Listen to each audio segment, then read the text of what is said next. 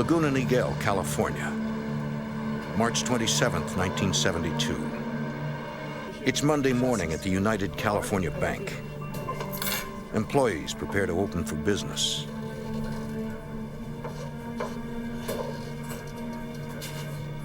When the bank manager tries to unlock the vault door, it won't open. Somebody call the safe company.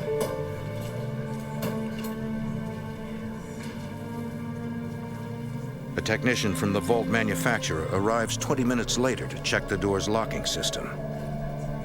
He works for hours. The combination is right, the tumblers are in place, but unexplainably, even the expert can't get it open. It's not working.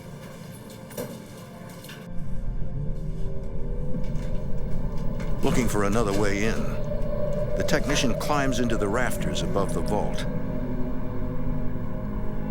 He is stunned to find a hole cut in the roof. Below, a second gaping hole leading to the vault. Agents from the FBI Santa Ana resident agency immediately respond to the bank. The first investigator to survey the cluttered crime scene is Special Agent Jim Conway. Upon arriving and getting up on the vault and looking down at this hole, we could see a pile of rubble, I would say 6 feet tall and expanding out.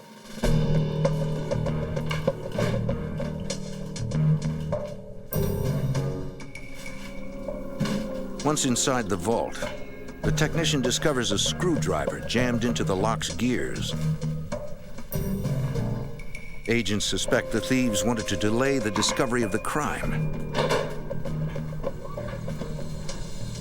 The place is a disaster. My first impression was there was going to be a lot of time and effort needed to work this out. It was something we couldn't just plow into because we had a crime scene. We were able to walk in, a few of us, and look around and see what the extent was as best we could determine. But we're walking over watches and rings and valuables and everything else because it was all piled into this big cement mess. Special Agent Frank Calley begins sorting through the chaos. Just everything was thrown all over the place. There, the locks of hair, all kinds of check statements, photographs, things that people would normally put in a safety deposit box. I remember seeing urns with ashes of deceased people in there. The agents begin the arduous task of determining how the burglars entered the seemingly impenetrable vault. They notice dark soil and pieces of burlap mixed with the cement rubble.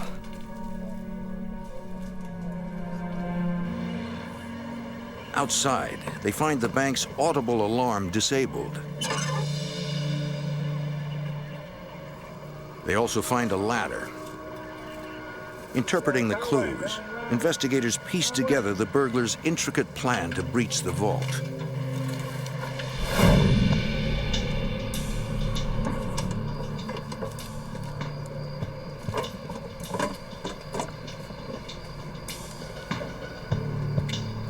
They disabled the alarm by injecting it with liquid styrofoam. It hardened, freezing the clapper in place and rendering the alarm useless.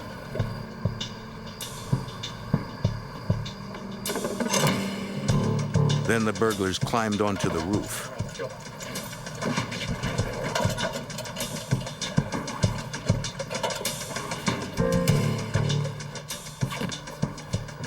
Investigators find tape on a rooftop outlet, suggesting the burglars used the bank's electricity. When agents cannot find fingerprints on the tape, they conclude the burglars wore gloves.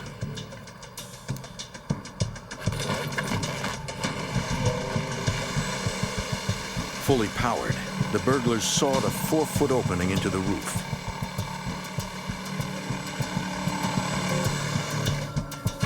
Good, good. All right, we're in.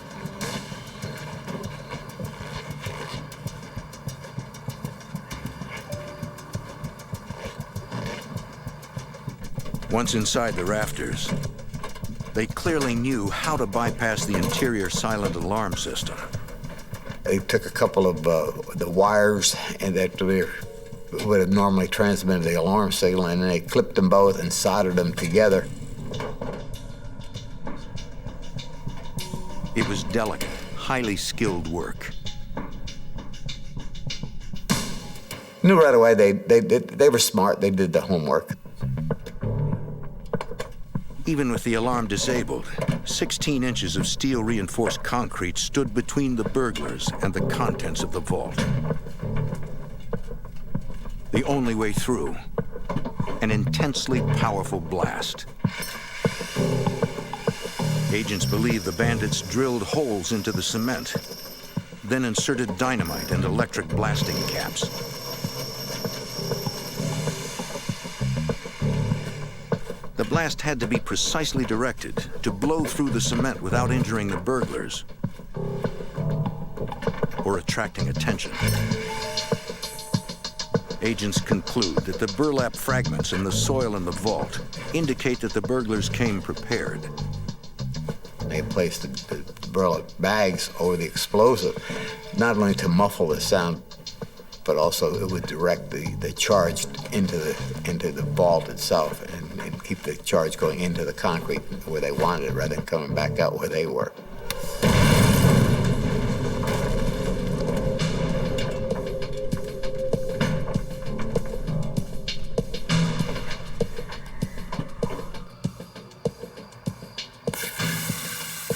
The investigators discover burn marks on the steel rebar that reinforces the cement. They conclude that the burglars knew the blast could not crack steel and came prepared with an acetylene torch.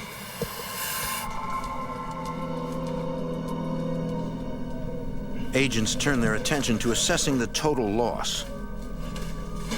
Bank officials report $50,000 is missing from cash drawers. But the thieves were not content with the cash. They took the time to break into 458 safe deposit boxes.